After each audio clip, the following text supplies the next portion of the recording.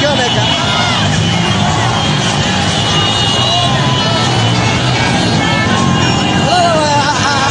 Mario Kart, ahora vos, ¿quién? Mario Kart. Mario Kart, vamos.